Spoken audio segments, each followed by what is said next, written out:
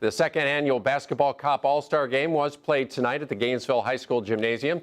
The two top players from each of Alachua County's high schools tipped off against law enforcement officers from various agencies around the county. Basketball Cop Bobby White says the law enforcement officers were out to avenge last year's loss. Yeah, the few that played last year, they want a little bit of revenge, obviously. Last year, it was short notice putting it together. This year, we have the same coach, which was one of our officers at the Gainesville Police Department. In the end tonight, it was extremely close, but no revenge for the police. High school All-Stars prevailed by a final score of 73-71. Multiple organizations, including Brothers in Action, are teaming up to host their annual Easter egg hunt. Free food will be provided, along with relay races and, of course, that egg hunt, containing more than 2,000 eggs for the kids. The egg extravaganza gives the public a chance to interact with public safety officials. And people are seeing those individual professionals, the law enforcement officers, the firefighters, the deputy sheriffs. You're seeing them not wearing a uniform, but engaging the kids and just having fun and doing something that everyone did when they were little. The event is free, and anyone in the community is encouraged to come out. Two school resource officers decided to have a fun day for the students who had been on their best behavior. The games included tug-of-war, sack races, and they even had some water games. The event turned out to be an appreciation day for school resource officers as well. To the men and women that are out every single day in the schools in Gainesville, Alachua County, making sure that kids are safe. And they realize that it's not just keeping them safe in a classroom, it's keeping them safe mentally, giving them things to do, having an emotional connection for this.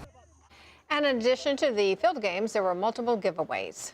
As I know, often enough, they get a lot of bad publicity. They'll have one egg and a bunch of, in thousands, and that's always highlighted throughout the community. But the good that they do, and that they're people like you and me, but with big hearts. GPD and the school now plan to make this an annual event. 10 students from St. Patrick Catholic School competed in the Amazing Shake. Today's visit was round 3 of 5. 5 judges from TV20 graded the students on composure and professionalism while delivering a news story. The students enjoyed their visit and seemed to really enjoy the group discussion. Also really enjoyed being around that table, having a good conversation with everyone, hearing people's different views, and it really helped me learn things, and I liked teaching them some things too. The kids were excited about the discussion that covered current affairs such as the Gainesville biomass plant and racial disparities in education, because they said young students rarely get to have their opinion voiced. In the discussion room where we got asked topics, because sometimes we, as children, we don't get a say in different things. So the winner will be announced April 10th, and of course the day was capped off by this, a handshake. Welcome back to historic Dodgertown here in Vero Beach, site of the FHSAA State Championships on the softball arena for 2017. It was an exciting time with 2 area teams vying for the Class 1A state crown today. It feels so bad for the families to wake up on a Tuesday morning and know that their sons have died. This is what's left of a BMW convertible after Megan Black says she heard the sound of an engine roaring. Then what sounded like a bomb going off and shook my entire house. It happened at the roundabout at Northeast 8th Avenue and 9th Street just after midnight. The driver, 20-year-old Christian Barker, and the passenger, 23-year-old Matthew Nakamura. I cautiously came out to see what happened and saw 2 BMW wheels on my porch. A hole in her wall and car parts everywhere. There are parts of the engine, a radiator in the backyard. There's debris on the roof. I don't know exactly what, but different plastic pieces of the car. Black is still finding car parts in her yard, including this BMW emblem. And one witness tells us they could smell the burnt rubber as the car sped past them on the road. It was incredibly fast, and the tires squealed as they went around the turn to get onto 9th Street. Police say the car flew into the air and hit a tree outside Black's house. We could see the taillights kind of almost go off in the distance.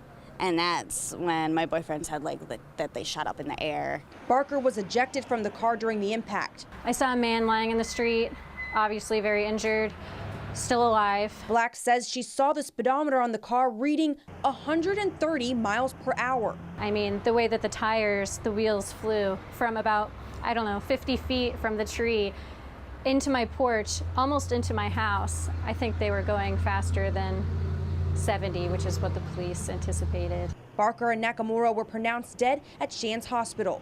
This is my first apartment. I've only been here for 5 months. This is my first apartment. This woman says she was in her upstairs apartment with her 5-year-old daughter when she started smelling something foul. Man, this whole thing burnt, so I opened the door and all the maintenance are standing downstairs looking at me talking about, oh yeah, get out the house. Gainesville Fire Rescue quickly responded to the Village Green Apartments in Northeast Gainesville. When I opened the door and they said to get out, that apartment was on fire, and I looked out and I seen the smoke. So I just grabbed my purse and got out. Firefighters say the fire started in a bedroom in the first floor apartment. Heavy smoke spread throughout the entire building. We made entry, extinguished the fire. Luckily, there was nobody that was inside. Nobody got hurt. My kid's room is directly up above that.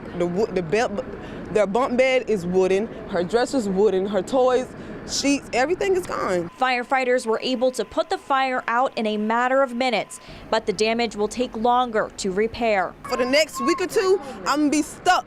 And all they could do is take what is not damaged and put it into another apartment, which means I have to get used to another environment, and I was fine with what I was at.